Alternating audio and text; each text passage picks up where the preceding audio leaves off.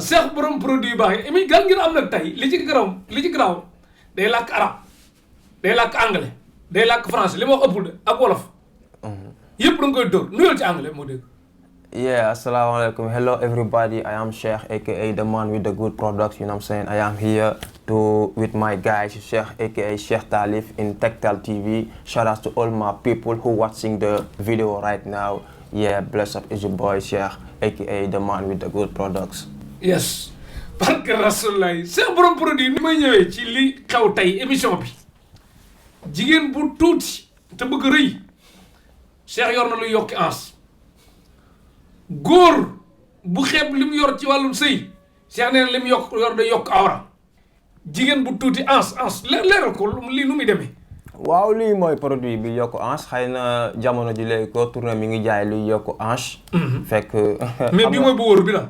bii mooy bu baax bi ñu bari xam nañ ko macha allah. ba boo duggee parce que Cheikh li ci garaaw mooy xale la mais fi may waxee yow xat na. mais lan mooy hanche sax hanche mooy lan. hanche mooy comme.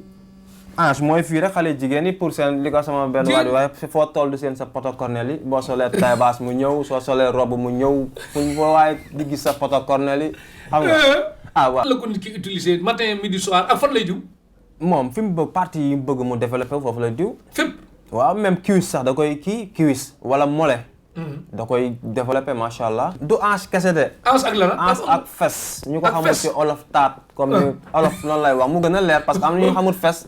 ñi jàngut mel ni man. day leer taat day maye taat day maye hanche. waaw mooy loolu. ak sein ak sein comme ween daal. xam nga ni ko olof di waxee. noonu la demee. waaw lii moom amul effet secondaire parce que produit naturel la 100% bio la daal. lépp si àll bi la jógee parce que base bi karité la te yow mii toog yaa koy defaral sa bopp doo ñaata fan nit ki commencé gis résultat visible dans la première semaine comme ni ma koy waxee chaque jour. Cheikh ñu ñëwaat ci beneen lipo bi.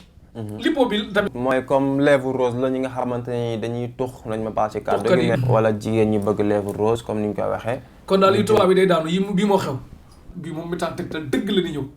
mooy yokk awra. am na ñu ne munta nekk. ku gàtt nga yóbbu ko mu njool.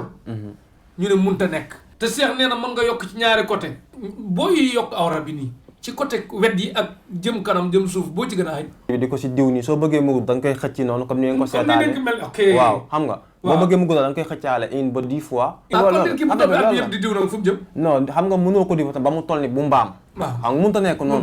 mais di nga loo xam ne. ñëpp xam nañ ne Morgan moom mën na ñaari Sadio Mané mais Sadio Mané ko ëpp njëriñ foofu ci terrain.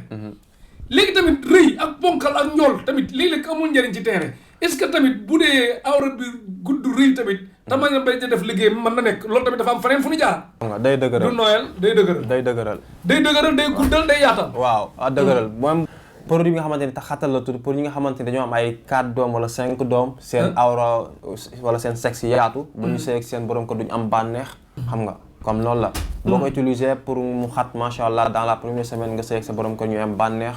kër gi kontaan. xéwali naat. ku rab jàpp. waaw utal benn sagar bu bula. comme mbul mu mel ni li nga sol. waaw. sagar bu bula. nga bind baatu allah si digg bi nga lakk ko. ñaari cat yi. nga xenc ko. waaw. rab lay ko. wallaahi.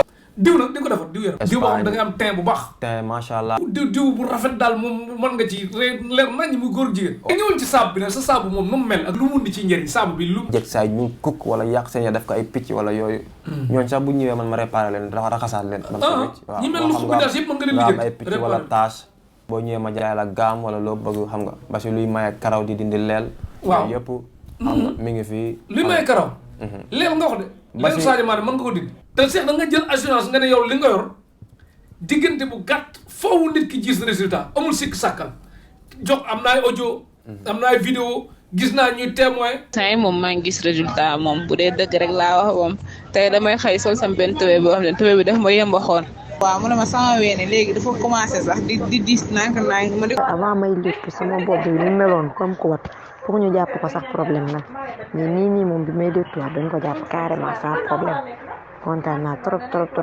waaw produit bi ma joxoon moom bu yokk awra bi moom boobu moom waaw mooy commencé génn affaire boobu normal moom.